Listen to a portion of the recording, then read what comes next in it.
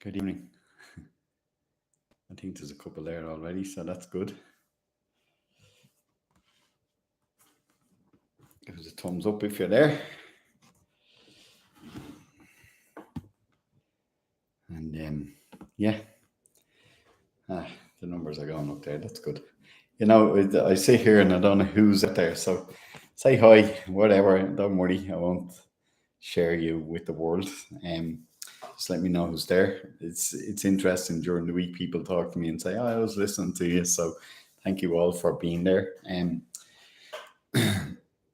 It's only new doing this, and yeah, hopefully enough people are interested so we can keep it going. So, good evening, Lindsay. The stalwarts are there. Yeah, this week the questions. Two people asked the question, and this it was the same question, so that's interesting. So what we're going to talk about tonight is intermittent fasting. And let me say this before we go anywhere with it: I am no expert. I tried it myself a couple of years ago because I was reading about all the great benefits, and I was training hard at the time. And what happened to me was I lost weight rapidly and I didn't have weight to lose. So I wasn't happy with how I was feeling that way. I lost 6 kilos in a few weeks and it just didn't sit well with me at all. So I don't do it myself. But I suppose I personally would have what I'd consider to be a fairly decent diet. I When I go shopping, I only buy organic food. I mean, I spoke about that already. It's been great being in Dublin this weekend. I was able to get to my own market and load the fridge up with fresh veg and things like that. All high quality stuff. So yeah, that's what I do. So I'm not someone who does intermittent fasting. Just so as you know that. Hi, Sandra from the beach. um, but I've looked into it a lot, and I'll speak about where I gained most of my knowledge on it. But let me go back to when I first heard about it, and I suppose what's the reason why this question is being asked, or what's your thoughts? And this goes out to everybody. What's your thoughts on looking at dietary changes? Is it for health reasons? Is it to just feel better in yourself? Is it to lose weight? And so on and so on. So always, if you're looking at changing the way that you eat, what I'd suggest you do first is do a food diary for a week and don't change anything. Just do what you do normally. And then have a look back on your week and ask yourself honestly, because we all know the good and bad that we do. So just look at it honestly and see what you're actually putting into your body on a regular basis and take it from there then. Intermittent fasting has many, many benefits. And the first time I really heard about it was, I think, maybe 5 years ago, maybe. Um, a friend of mine who had run into trouble with his health, as in depression. He was on a sleep apnea machine. He was very heavy. He's a big guy in anyway, and he carries weight very well, but he'd let himself slip. And he was gone to a point where, if I remember right, it was about 22 stone. And he was struggling. I remember being out with him for a meal one night, and God, it was painful to watch him. We went for an Indian meal, and it was painful to watch him getting the food down. As much as he was loving it, it was just a struggle for him to eat everything because he was so badly suffering with indigestion. And a big warning sign for anybody that suffers with indigestion: you shouldn't. And to watch a person like that really struggle at a dinner table, and then to break out with the heat coming up in his body so quick because he was overweight, it was almost like, wow. Is that what's going on every time this guy sits to a meal? And trying to help him for years and talking to him, and as happens to a lot of us when we try to make changes in our lives, we need to take baby steps. It's too difficult to jump off the cliff and do it 100%. And there's times when that needs to be done when we run into really bad health problems.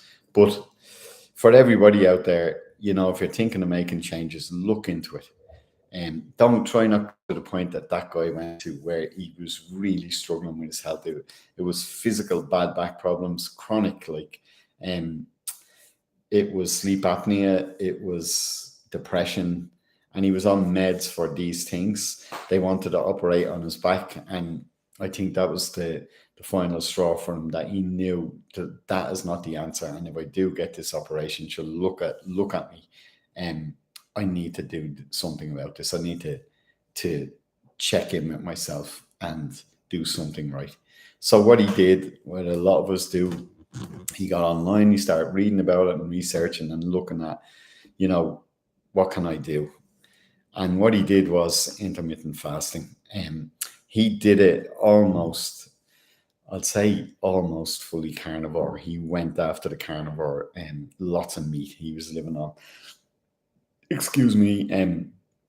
And some veg, but he really got into the meat end of it. Now, for him, it worked really well. He did it, he followed programs, and he did it right. And within, I think, 4 months, he had lost 4 stone, and he was feeling great. At that point, he weaned himself off his antidepressants because he hated being on them. The sleep apnea machine was gone. And then, his aches and pains, big difference. So we kept going with it. 12 months later, he was down, I think, if I remember, again, I'm just trying to remember, he was down about 6 or 7 stone. And he had it from 22, he put a target on of 14. And he reached that 14 stone very fast. But what he was doing was intermittent fasting.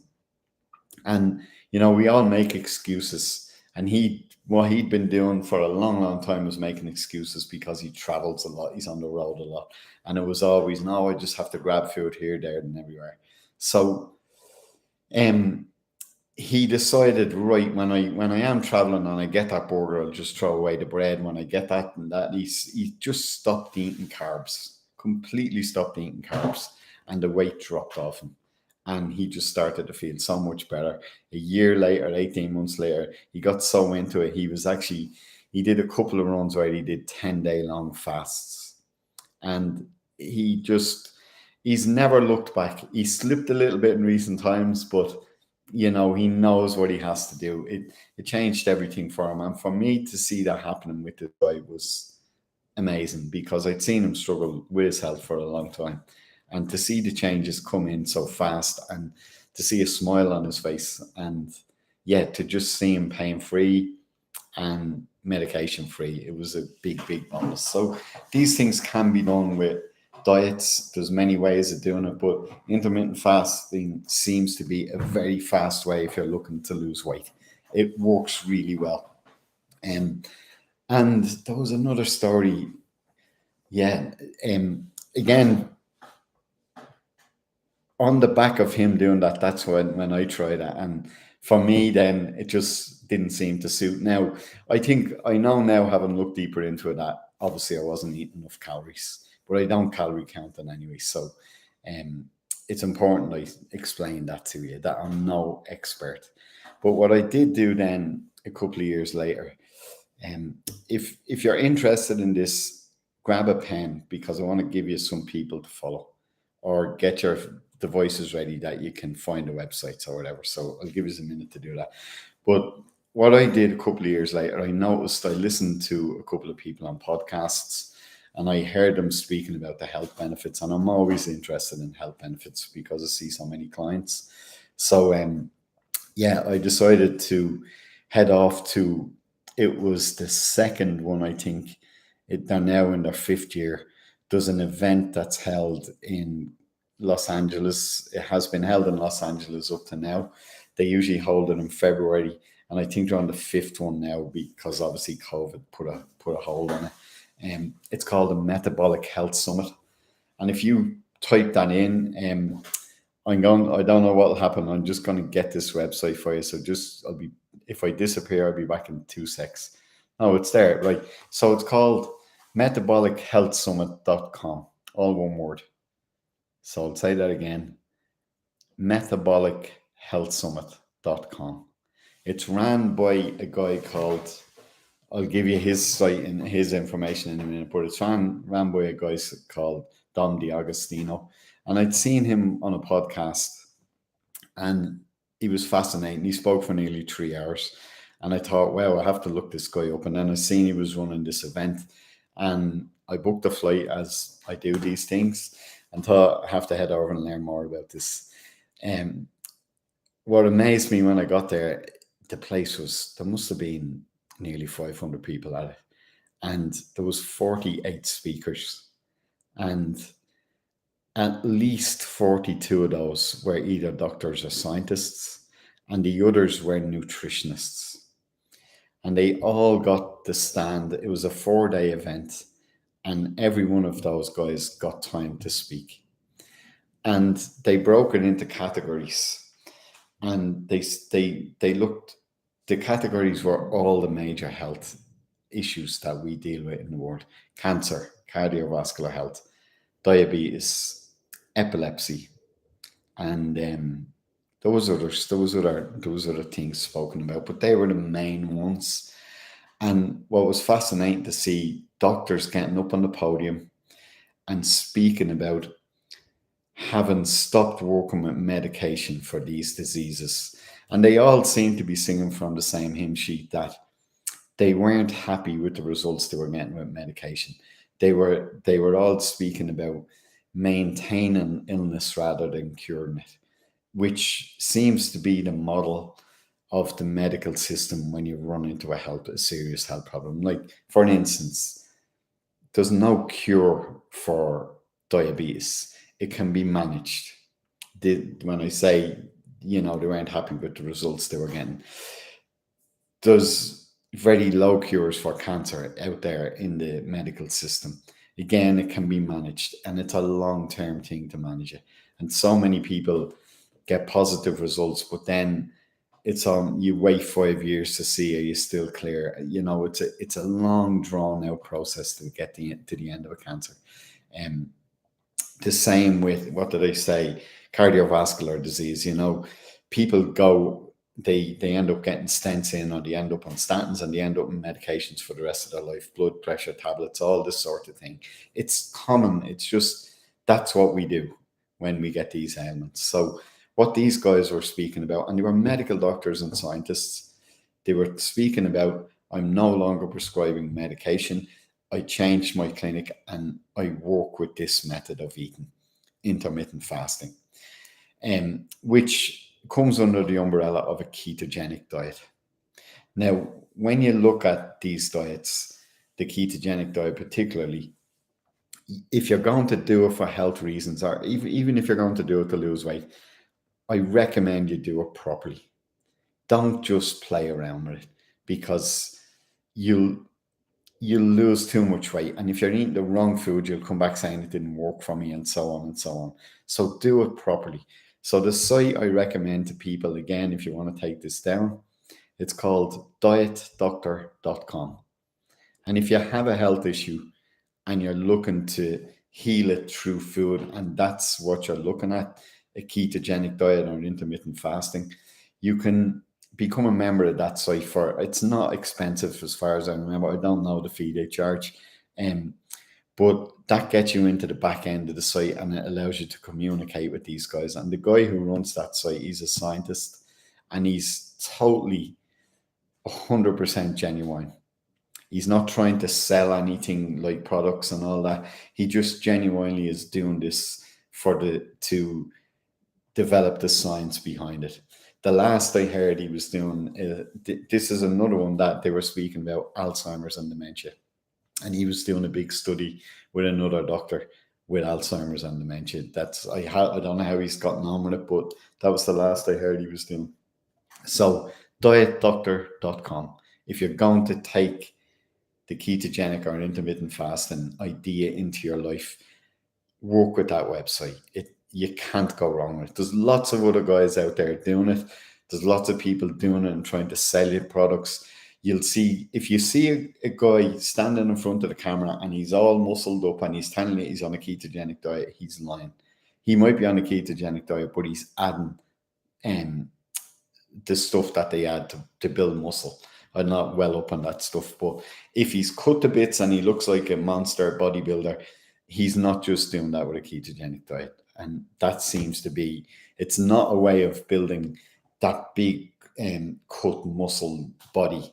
It will give you strength, it will give you stamina and all that when you do it properly, but it doesn't do that to you. So if you find a site and you think, wow, that looks good, but the guys are presenting that to you, bodybuilding looking bodies, go away from it. Just find another one. But the one I recommend, and I've done this lots of time for people who aren't well, especially with cancers, is dietdoctor.com. It's full on and it's great. There's loads of recipes, there's loads of everything. So have a look at that. Now, what these guys, and this is my experience with it, and from studying it, if you like, I listened to all those speakers, and they were speaking about the whole 80% fat in the diet, 18% protein, and 2% carbs. And the reason for the low carbohydrate intake is all carbohydrates. If you're dealing with, let's say, just weight, let's keep it simple.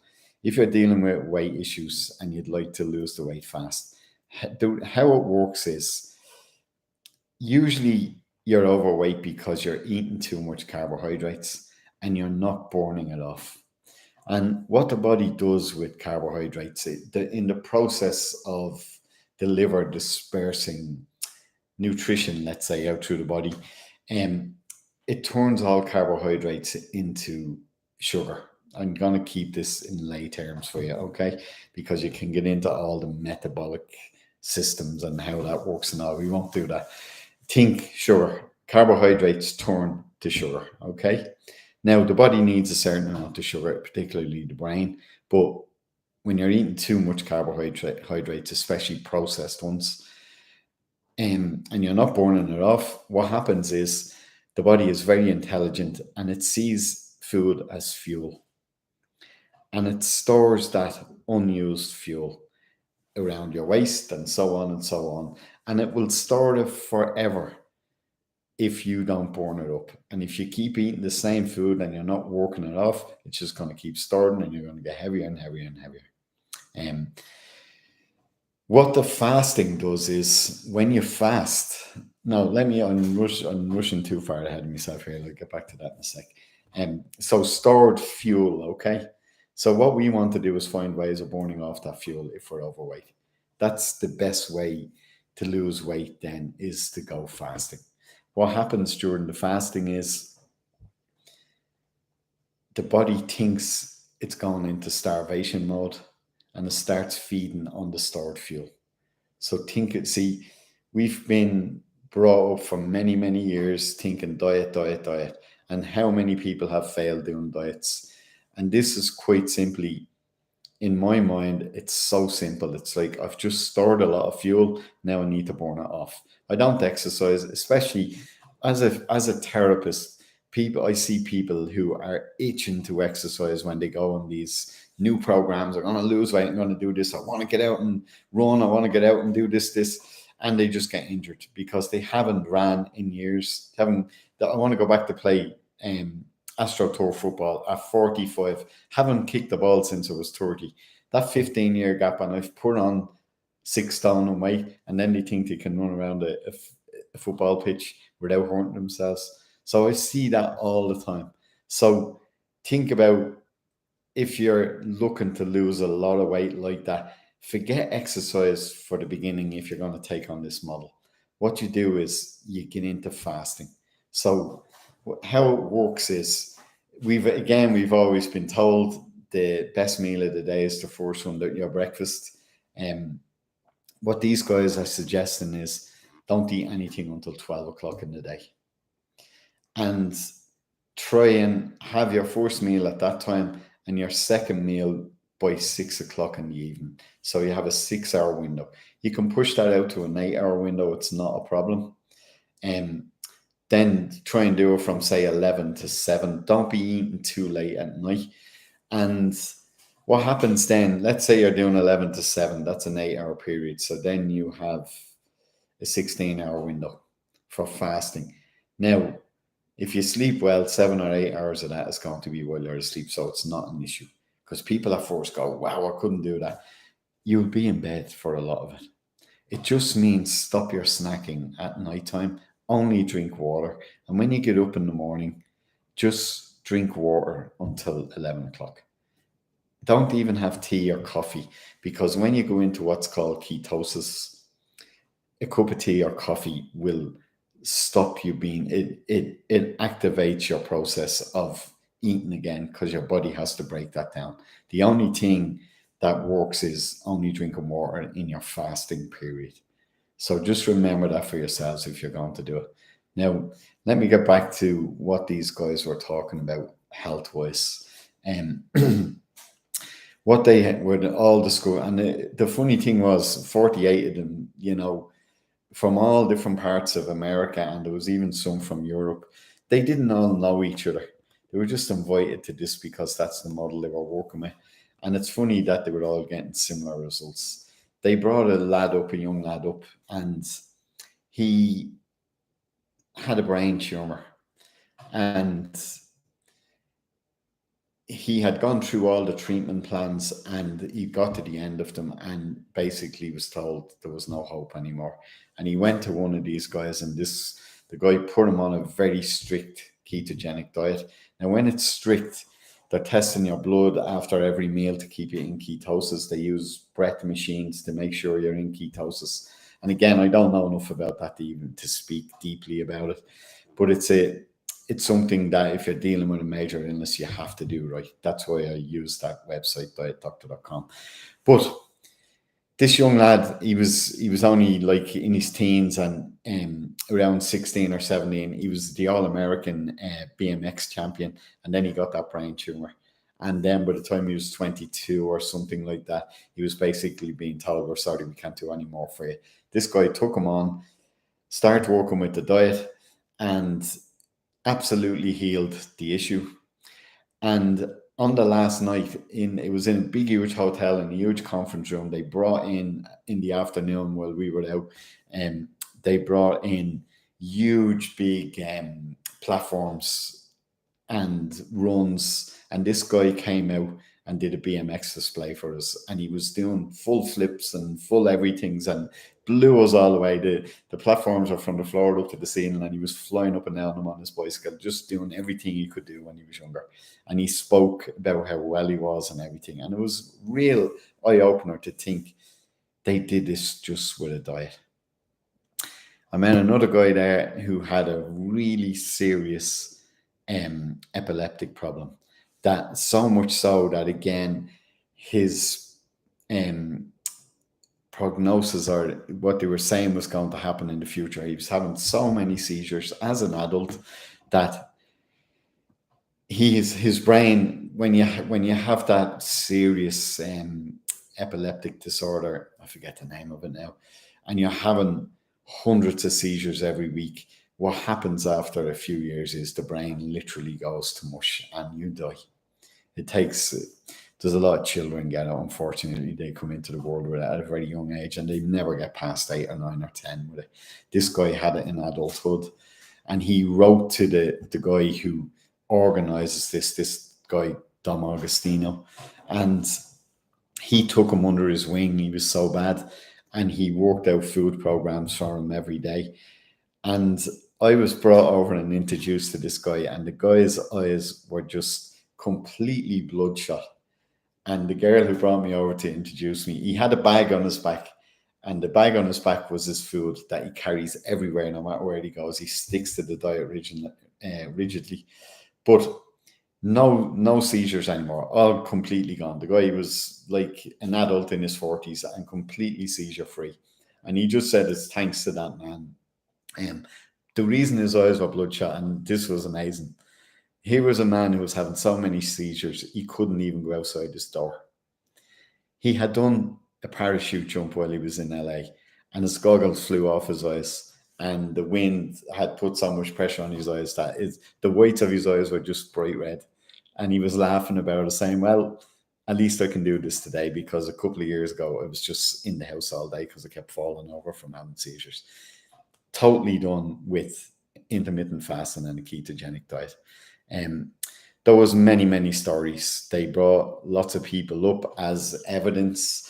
There was guys that had written books about it, and yeah, they were looking at all the major illnesses. So there are tremendous health benefits to working with intermittent fasting and that type of diet, but please look them up and do it properly. Okay. Now, as I got into this and started to try to learn as much as I could, as just I love all that type of stuff. It's a great hobby of mine. Health is a hobby of mine. I came across there's a great lady that, again, I will be someone who follows the Joe Rogan podcasts, and the reason I follow the podcasts is he brings on some spectacular guests in health, in the field of health, and he sits and asks great questions, and he's someone who loves his fitness and loves eating well and so on and so on. The things that we all, I suppose, strive to do, and the things we know we should do. And Rogan is someone who, fair play to him, he does it. So he brings on these very interesting guys. And there's a girl he brings on at least once a year. Her name is Dr. Rhonda Patrick. She's a big intermittent fasting person. So her website is called Find My Fitness or Found My Fitness. Just look up Dr. Rhonda Patrick on YouTube. If you go onto her website, it's just full of hour-long conversations with doctors all about this subject. So there's two experts. You have Dr. Rhonda Patrick and you have Dominic D'Agostino. His surname is spelled Augastino. That's Dominic Augastino. And both him and Rhonda Patrick, I was just finding these names for you earlier. I put in his name, and one of the first things that comes up are conversations between him and Dr. Rhonda Patrick. So if you want to get into the science of intermittent fasting, I think those two guys are the experts. They're way above the field in that area. So you get all the information you need on their websites. He gets very, very scientific on it. So much so that, to be honest with you, I find it difficult to hear everything he's saying. He gets very medical and into the depths of the science behind it. But she's great, Rhonda Patrick. So she's another great one to follow if you're going down that road of intermittent fasting.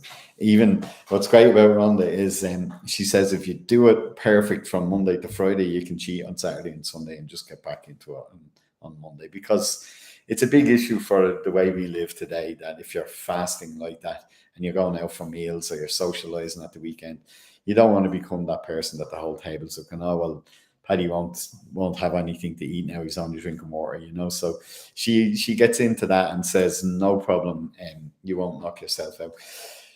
One of the funny things about the Metabolic Health Summit that I went to, this was hilarious for me.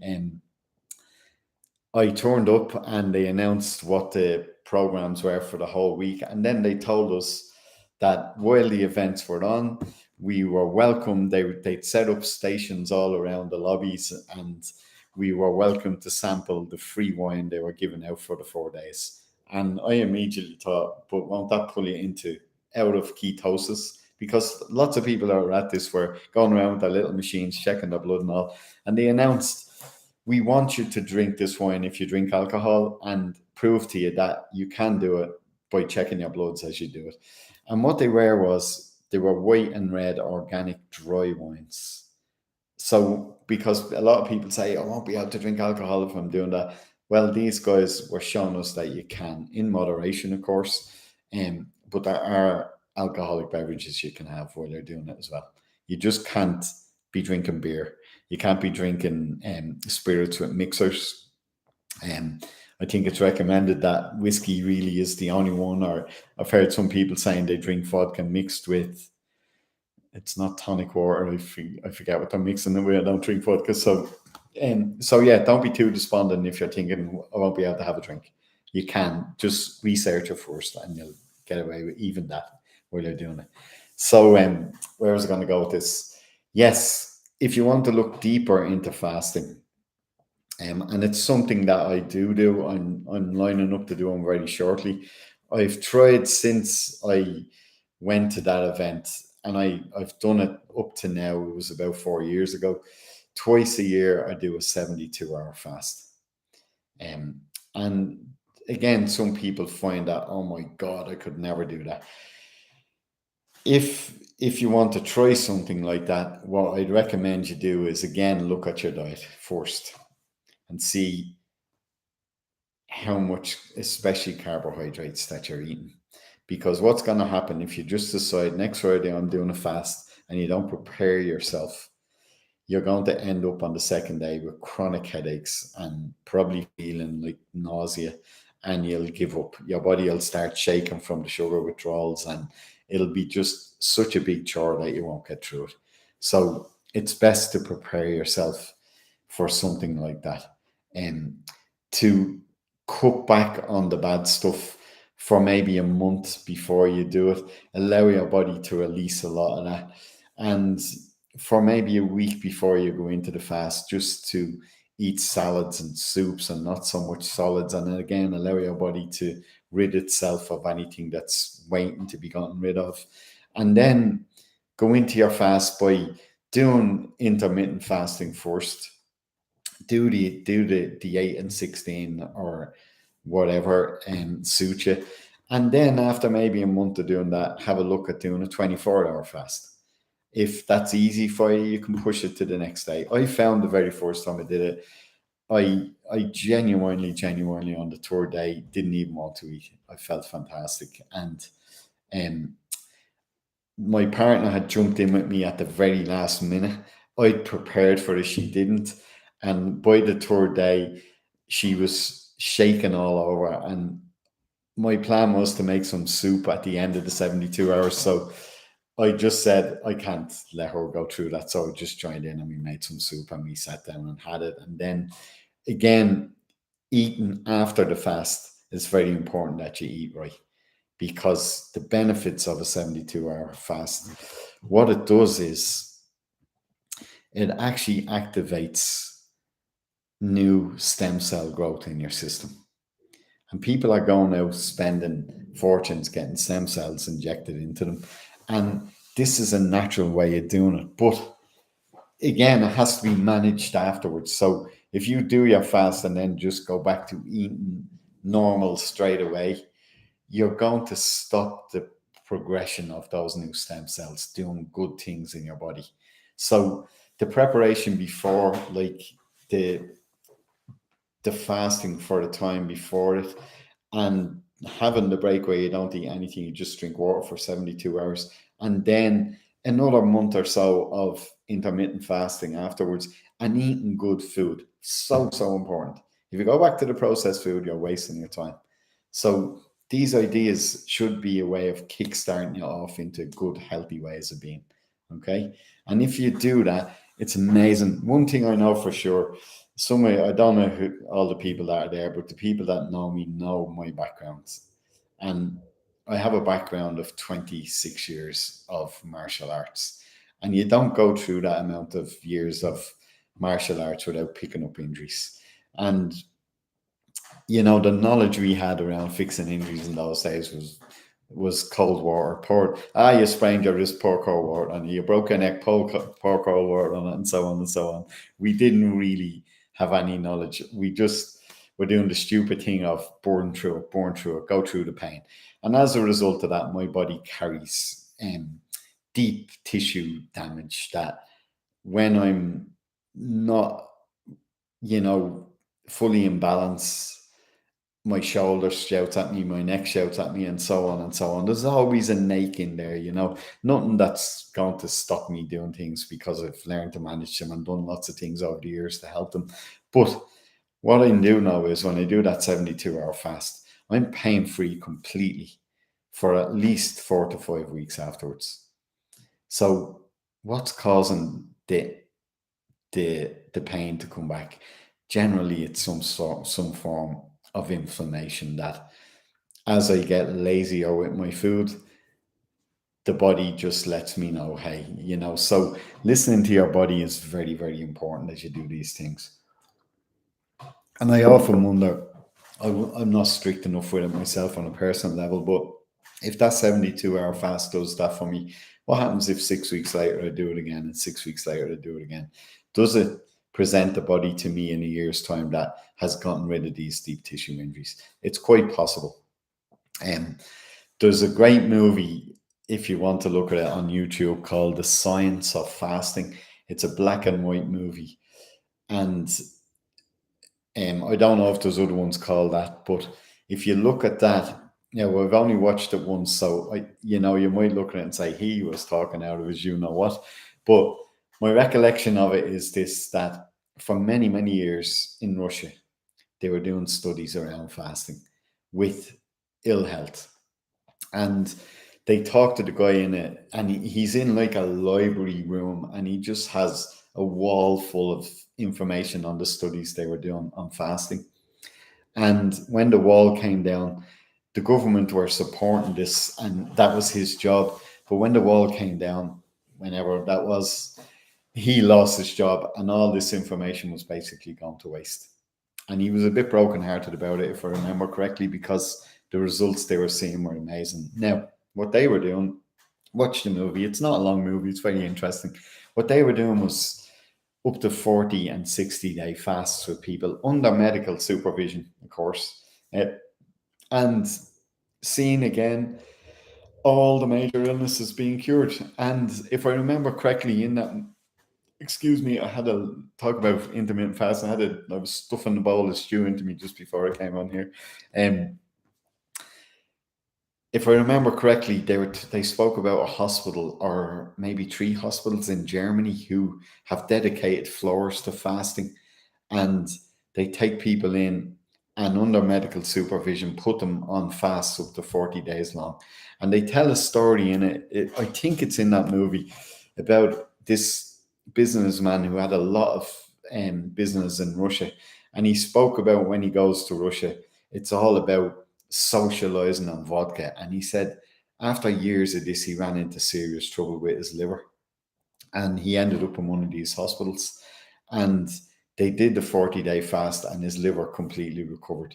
Now, he had to go off to keep doing business, and by all accounts, it's almost like it's an insult if I don't do this.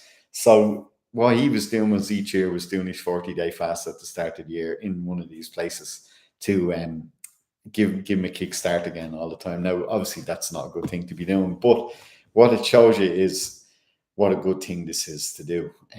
And the funny thing is, I remember a book that someone gave me. I started out doing this work. I started studying in the first health thing I ever went to was in 1989, I think, or 88. And then I started to really study in 91.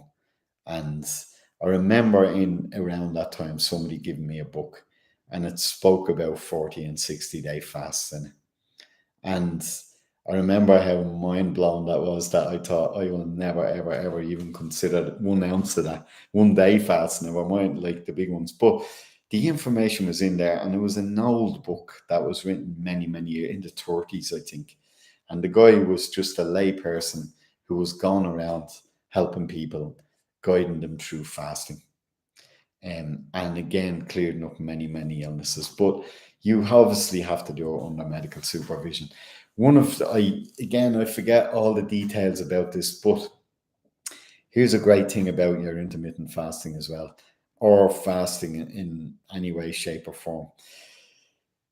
There's a case, and I think I heard this on the Joe Rogan show, I'm nearly sure I did, where there was this man who was, they talk about weight in pounds in America, but this man was one of those people who was stuck in a bed being vastly, vastly overweight, just gone beyond help type of thing.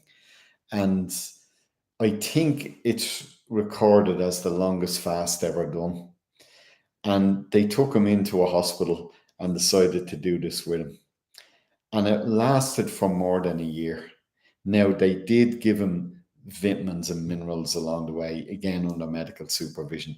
But what astounded them all at the end of it was this guy went from, I don't know what weight he was, but it sounded like the guy was probably somewhere between 30 and 40 stone. He was one of those guys who couldn't stand up anymore. And he got right down to an average weight for his height in that period of, if again, I'm going to say 13 months. But what amazed them all was his skin shrunk as he lost the weight. So he didn't have to have operations to take away flabby skin afterwards. And that's what happens when you do fasting. If you're someone who's very overweight, and I think we all know people who've lost a lot of weight and then they go and get the skin cut off or removed, you don't have to do that. Your stretch marks disappear. The skin recovers itself. The skin is an organ like all our other organs. And when you do this to yourself, it just reacts in a very healthy, positive way and shrinks with you and gets back all its good elasticity and everything that comes with it. So it's a real bonus when you're looking to lose weight that way. And you'll feel so good afterwards, because you don't have to deal with getting rid of the skin then. And I was saying earlier about exercise with a diet like that. It is important to bring exercise in. But if you're someone who is really struggling with health and weight issues, let the exercise be the last part of it. Allow yourself to get feeling better through the fasting, through the proper eating. And when you get back on your feet and you're able and your body is feeling good, start off with walks or maybe light cycles. Just start off with some movement first. Don't go at it to begin with, because that's like going at a diet, 100%. I'm starting Monday, I'm doing a diet 100%, and a month later, I'm back to normal. Well, the exercise will be the same. If you try to go at it fast, you're only going to cause pain in your body and it's going to stop you. So remember that as well, to do these things properly, to do them right. And it's amazing what you can get from it. When I was at that Metabolic Health Summit, one thing I was very interested in, and I think we can probably all say this, I know we all have to die of something, but given a choice, I don't think any of us would pick Alzheimer's. I don't think any of us would pick cancer. And they were two of the things that was spoken in depth about doing that type of diet.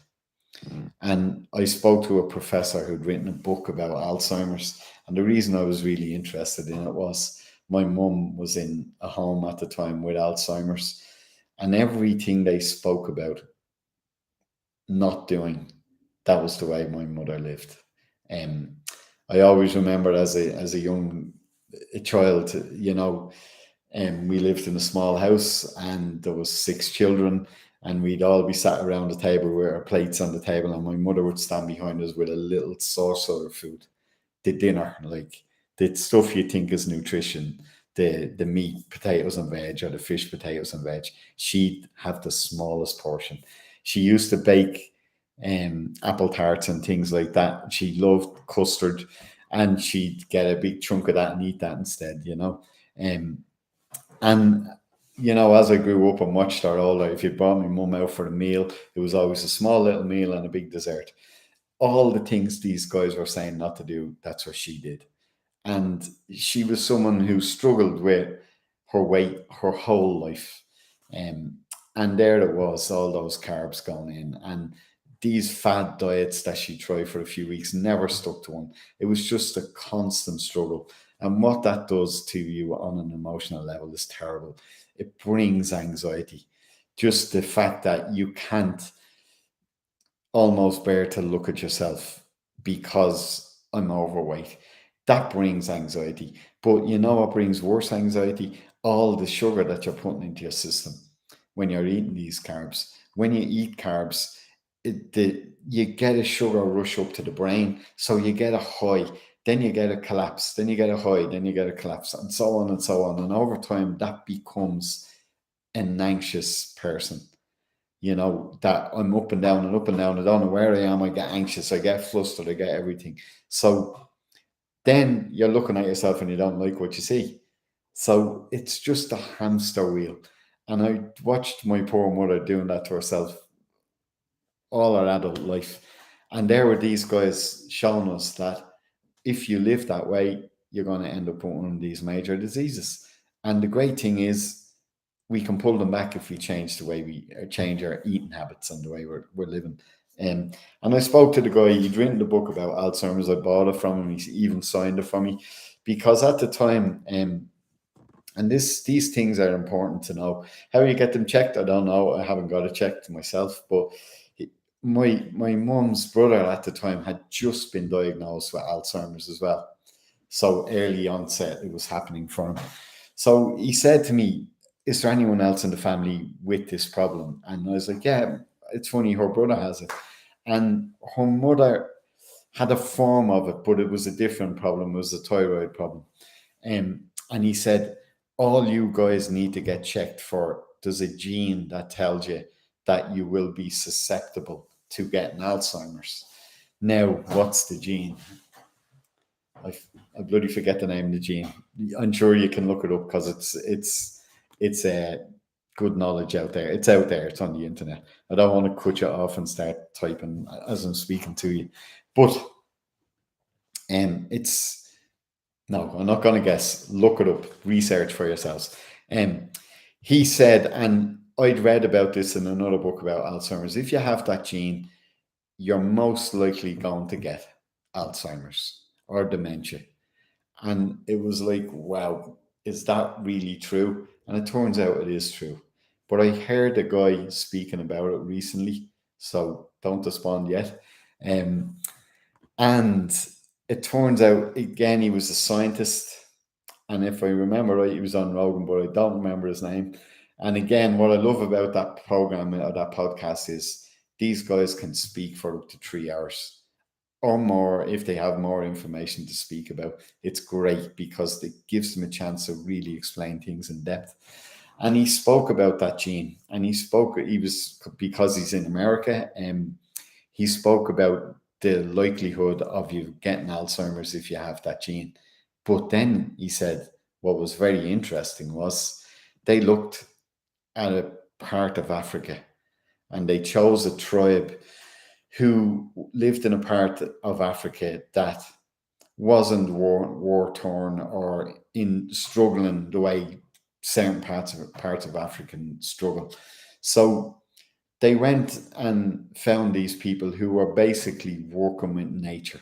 They don't have all the modernization that we have. They don't do the farming, the industrial farming that they do in America, the monocrops, all that type of thing, and the bad soil, all that stuff.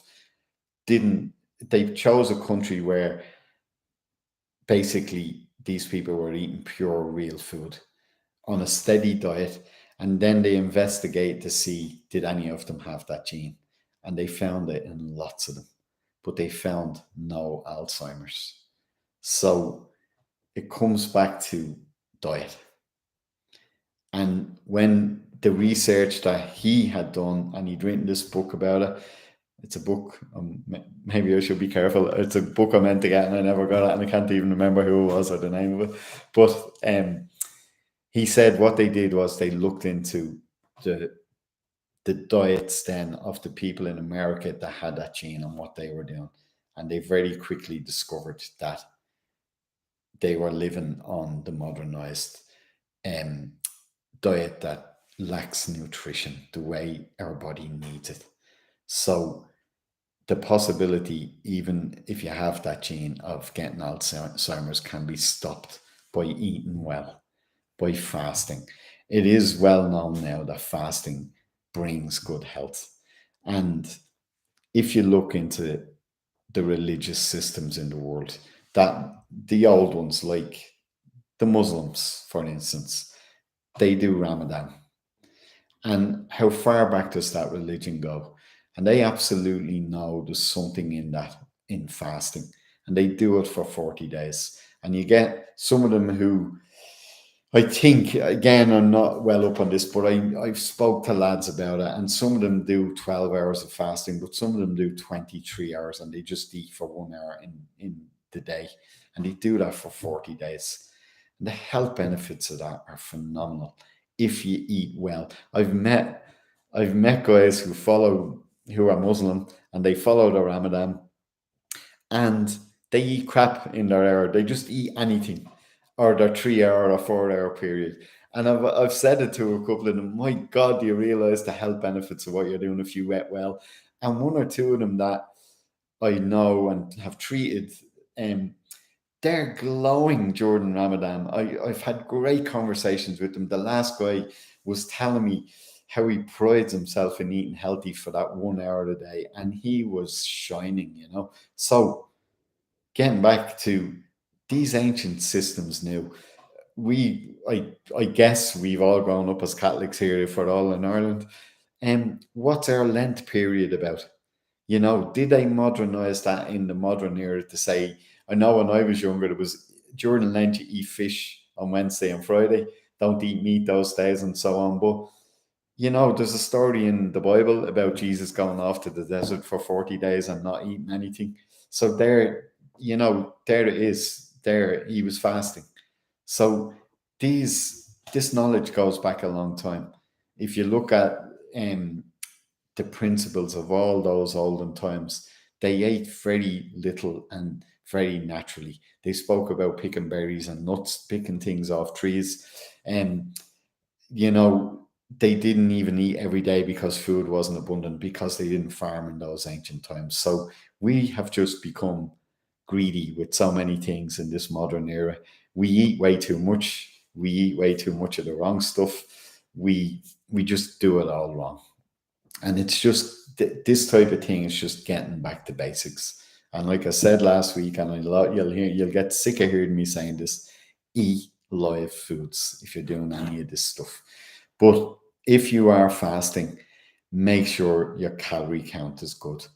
And one of the great foods that they go for is avocados, because I think you get a decent sized avocado. I think there's around 300 calories in it. It's a very good fat, and you can eat them every day. So if you're doing it, make those one of your best friends for it. And again, get good organic ones. You can get them, they're a bit more expensive, but you can get them. So yeah, I think all the info I wanted to give you there on that. It was a great question, by the way, and it was funny that only two people asked the question, and it was the same question. One person did ask in that, if you're doing intermittent fasting, do you lose weight because you're skipping a meal? And the answer is no. You lose weight because you're giving the body a chance to recover itself and to burn up the fuel that you've stored.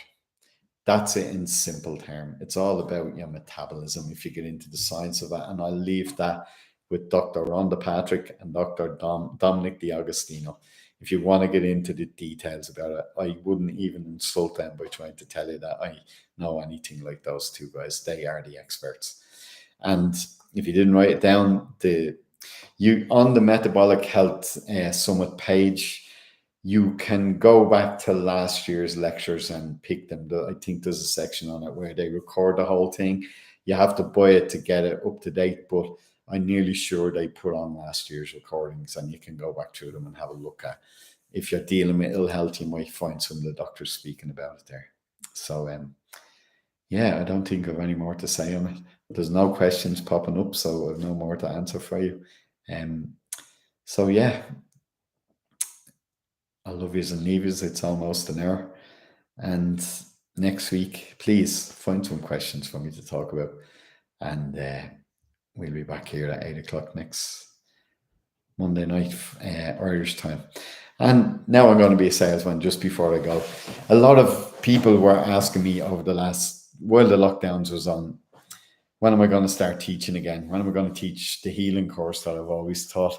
So if you're interested in the healing course, if you're interested in doing the work that I do, and I firmly believe anybody and everybody can do it. And you may not want to change your career or take it into the world and make a living out of it, but it's an amazing set of skills to have for yourself, for your family. You know, people are always running into crisis, especially with their body.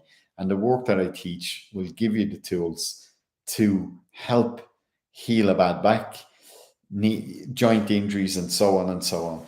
And the way I teach it nowadays is I really truly teach people how to hold space for healing. And I've watched students of mine hold that space and clear much deeper things than physical injuries. So if you're interested in learning how to hold a space for healing, I'm starting the course again in January. It's going to run for 3 weekends between January and March, and it's ran over an 8 week period. And for those 8 weeks, we will be meeting once a week online, and it's part of the course that you have to do. And really, what it is, while you're learning to hold that space, you're doing a lot of healing on yourself. So if you're someone that would like to take a step into a better direction in your life to help yourself dealing with maybe emotional issues like anxiety and things like that, this is a great course and a great place to start. And you may never sit and hold a space for someone, but it's full of that for yourself. And it might just encourage you to go on in life and move forward into doing something like that. But for now, it's a very um, important course to help you take a step forward in life. So if you're interested, all the information is on my website, markcleary.net. And the dates are up for the retreat next year as well. It's on the 24th of June for 1 week in the south of Spain. So all that information is on the website. So thanks very much for being there again tonight. And thanks, Steve, for that. And yeah, go and explore the sites that I've just given you and learn some more about intermittent fasting. And I'll see you all next week. Okay. Thank you.